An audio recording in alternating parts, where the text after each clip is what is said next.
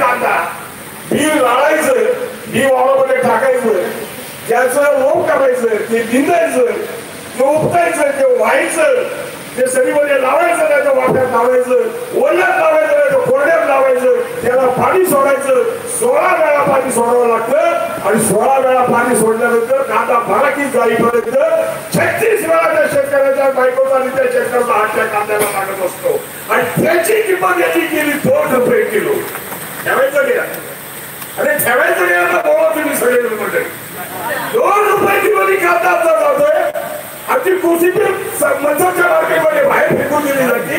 या सगळ्यावरती उपाय एक आहे, शेतकऱ्यांची दुःख जाणारा शरदराव सरकार देतात त्यामुळे महाराष्ट्रामध्ये सापडतात. अरे 71,000 कोटीची कर्जमाफी शेतकऱ्याला केली. एका क्षणामध्ये डॉक्टर मनमोहन सोनगाची आणि साहेबांची मिटिंग झाली. साहेबांनी पटवून सांगितलं की डॉक्टर साहेब आपल्याला हे करावं लागेल. 71,000 कोटीची कर्जमाफी या महाराष्ट्रामध्ये पवार साहेबांनी केली आणि यांनी केलेली कर्जमाफी छत्रपती शिवाजी महाराज सन्मान कर्जमाफी योजना. नाव कोणाचं? छत्रपतीचं.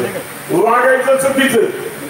सगळ्या सोसायट्याला याद्या गेल्या आणि बँकेतून ते जे पैसे आले सगळ्यांची कर्जमाफी माफी केली नाही आणि लोकांना सांगायचं आम्ही शिवाजी महाराजांच्या नावाखाली कर्जमाफी केली.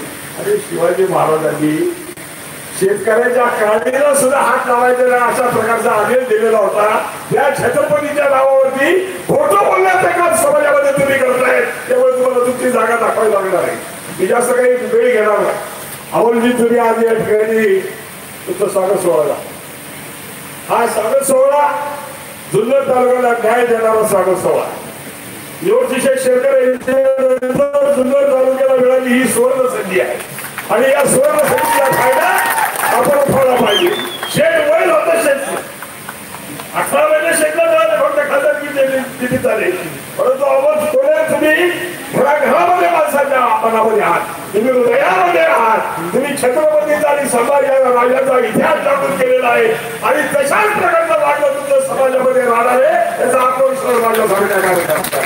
आणि इथं आलो ती लहान होते कौशलीमध्ये पण मला खात्री होती गेल्या 2 वर्ष पाहतोय अशा पद्धतीचं काम तुम्ही करत असताना या जुन्नर तालुक्याला हा शिवपुत्र जुन्नर तालुक्याला खरा द्या दिल्याशिवाय राहणार नाही. मी तालुक्याच्या जवान जनतेला या ठिकाणी आव्हान करतो. बाबा 15 वर्षे पाहिजे मी शाळेत होतो त्यावेळेस एक पाठी द्यायची आपली घरातली शिक्षक किंवा म्हटलं आणि कडून द्यायची नाही तर टीशर्ट द्यायची लेवायची आईपासून घेतली 5 पाठी मागून भरायची पुढून भरायची यायला जागाच नसायची. आता ही 15 वर्षे घेऊन खराब झालेली पाठी पुरी पाठी आपण दिली पाहिजे हे तुम्ही सगळ्यांनी लक्षात ठेवलं पाहिजे. आणि या प्रसंगाच्या निमित्ताने तुमच्या सगळ्या पुढच्या कार्याला मी शुभेच्छा देतो. दादा तुम्ही आज या ठिकाणी आला पाटील साहेब काय केलं अरे 4,000 विद्यार्थी इंजिनिअरिंग करण्याचा शासकीय अनुदानाचं कॉलेज दिलीप पाटलांनी उत्तर पुढे जिल्ह्यामध्ये आणलं. हे विसरून चालणार नाही. तुम्ही काय केलं इंग्रजी मिडियमची शाळा काढली 7,000 रुपये फी 7,000 रुपये फी तिथं काढली तर ठीक आहे ना पण खेळ नाही काढली. आणि हे सगळं समाजाच्या जनतेला माहिती आहे तेव्हा सावध राहा मित्रांनो.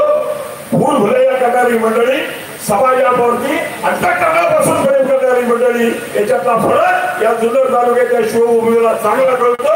आणि म्हणून तुम्ही सगळ्यांनी पक्ष जो निर्णय घेईल आघाडी जो निर्णय घेईल या निर्णयाच्या मागे आपण एकमताने उभं राहू. सत्यशीलने सांगितलं अशोकराव भोगम आलेले काँग्रेसचे बरेच पदाधिकारी आलेले याच्या सगळ्यांच्या वतीने मी निश्चित सांगतो की काँग्रेस आणि राष्ट्रवादी काँग्रेसची युती या तालुक्यामध्ये अखंड राहणार एवढं प्रकारचं या विरोधात निवडून घेतो. जय हिंद. जुन्नर येथील शिवनेरीचा बुलंद आवाज आपला आवाज जगात कधीही कुठेही पाहण्यासाठी यूट्यूबला आपला आवाज टाईप करून सबस्क्राईब करा आणि बेल आयकॉनवर क्लिक करून पहा ताज्या घडामोडी तुमच्या मोबाईलवर.